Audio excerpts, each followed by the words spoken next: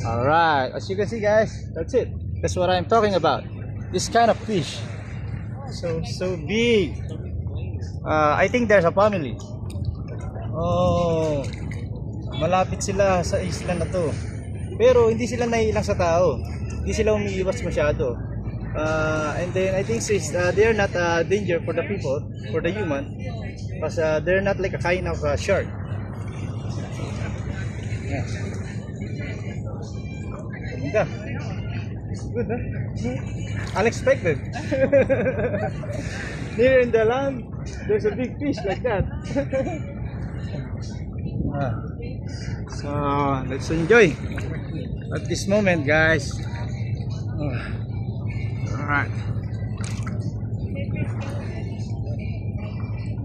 Balik muna tayo dun.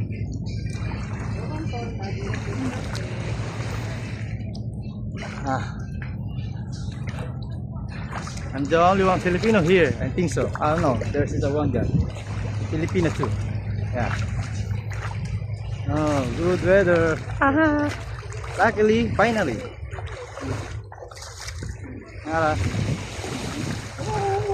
There's a big fish. Yeah.